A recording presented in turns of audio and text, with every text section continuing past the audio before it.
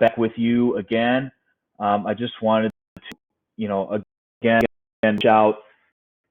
Uh, I hope you're doing great, staying safe and well. I know down to the nitty here toward the end here. Um, make sure that you're looking back and trying to get completed. Make sure that or what I'm going to be talking is chapter 3 of the Great Gatsby. I'm going to be a quiz, but on a quiz post chapters 3. And, okay, so make sure that they're paying attention and remember these things. They're all back. And so here's so far we gone through things about the major characters and Tom and Jordan to who the story about that Gatsby. So what is with okay? So we haven't met him from okay in one. So Nicky's from Moses. We all know what we hear from people. So everybody seems to have this person. So Daisy, and Jen, now Nick, they all have opinions who he is, about how he is, he is. Here are opinions on him, but we don't know exactly kind of question. I author structure you name the so in terms of what that creates, that sense of mid-sounding okay. So major event that we see in okay. So the art to be almost like a dream-like one for the people who okay. So it's the cycle of and all that illusion is created how Fitzgerald self describes the code. Okay. That's the parties of that we see the tracks which goes so the sign they don't necessarily know okay, all strange they get invitations to go they know everybody they probably don't know Gatsby back of illusion part the illusory nature of Gatsby itself. So what does it mean? So really exactly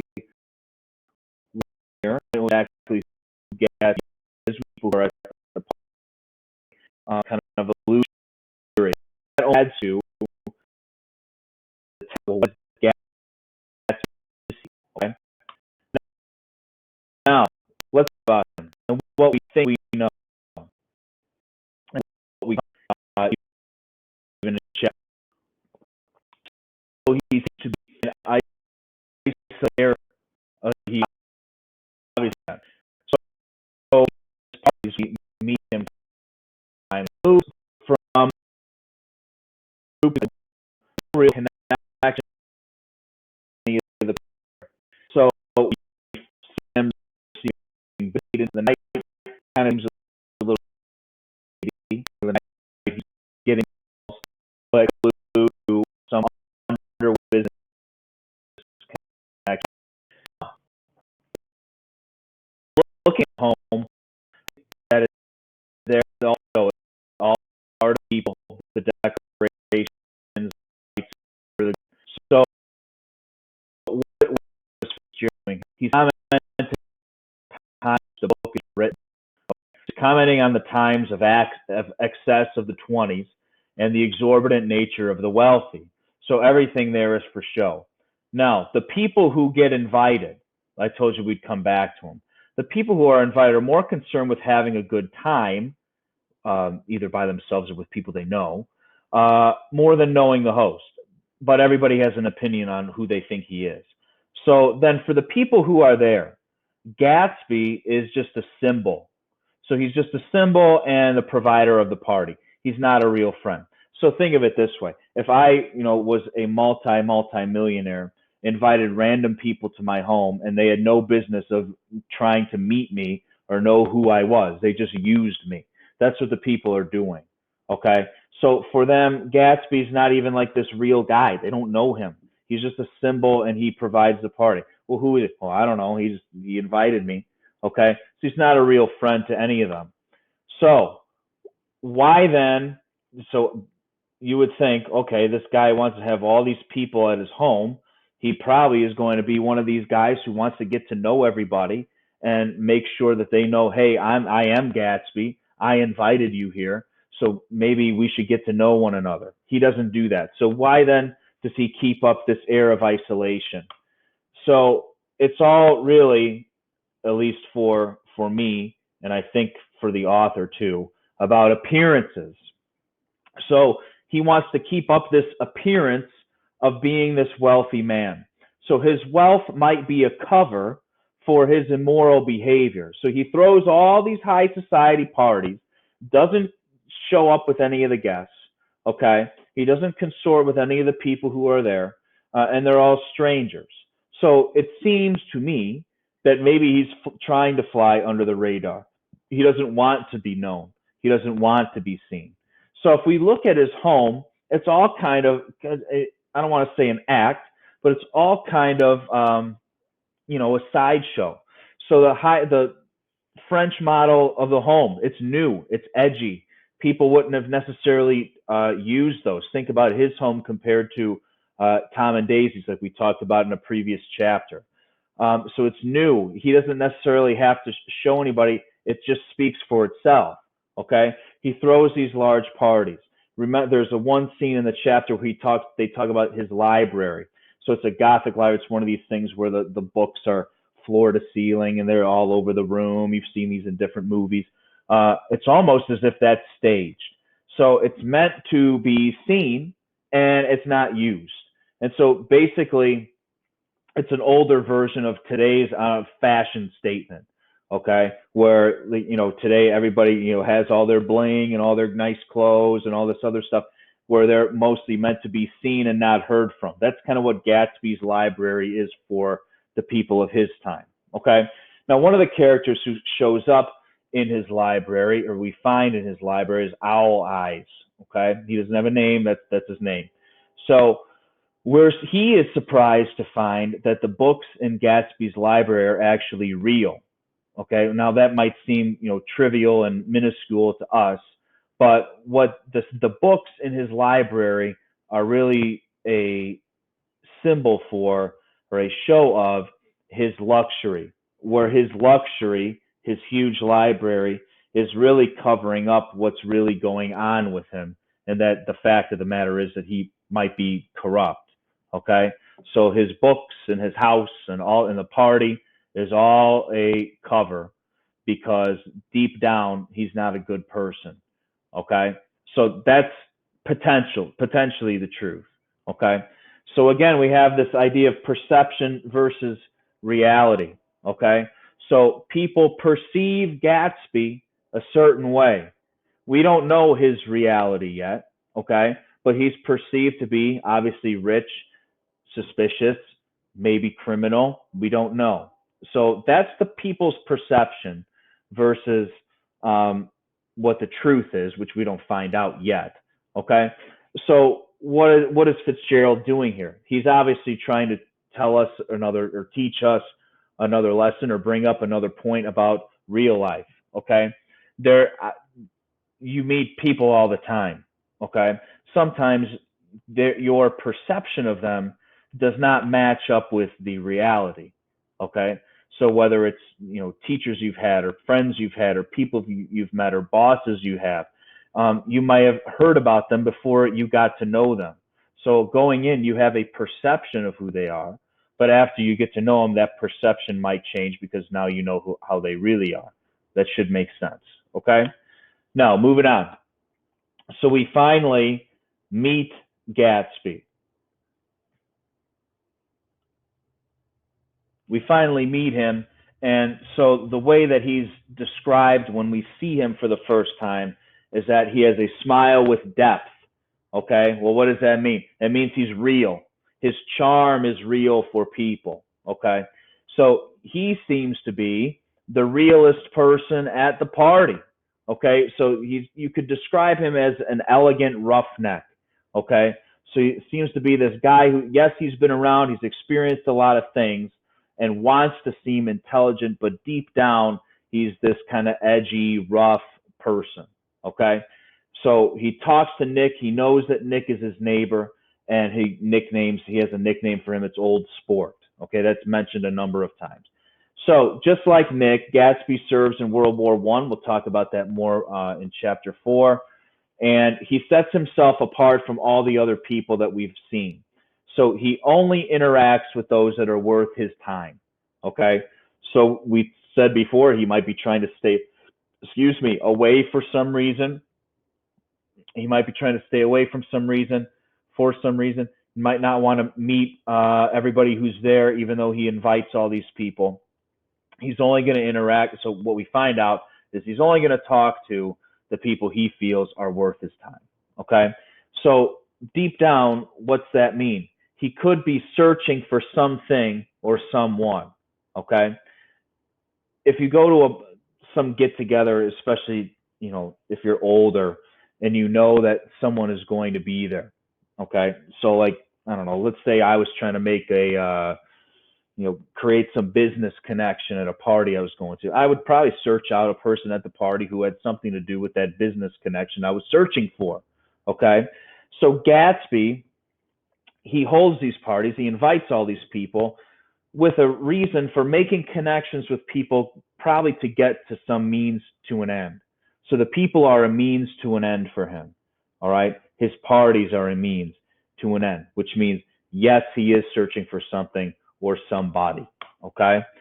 So to kind of wrap this up here, let's talk about Nick and how he perceives everything. So what are his feelings of the party and Gatsby and everything in general? So it seems to us so far in the novel that Nick enjoys the vibrancy of living in the city. So we talked about this before. The city is alive, it's constant motion. However, there's an element of loneliness. So he brings this up in the book, following romantic looking women home and perceives them smiling at him. Kind of odd. But again, he's kind of a hopeless romantic. So he doesn't know how to make those connections with people. So what he says about himself is that he feels a haunting loneliness and has felt it in other people. So think about this in terms of his party. He's in this large home, lots of people, lots of action, but he still feels lonely. So he's lonely in a crowd of hundreds. Okay. This can oftentimes happen to us. Okay.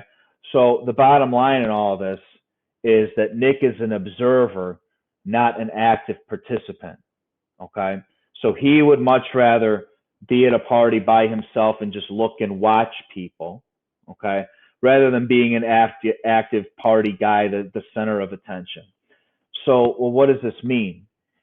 With him so far, what we notice is that he really doesn't have any, that we know of, deeper lasting connection to anyone. All right. Yes, he goes and meets with his cousin, but she's such a distant cousin, there's not even really a total close relationship between them. He has this neighbor. He goes to his party without even meeting him first. So Nick would rather observe others and not actively participate in what's going on. So what is the author, once again, what is he getting at? Are we the same? Are we like Nick? Would we rather be an observer than an active participant? And really, this just comes with your personality. Okay.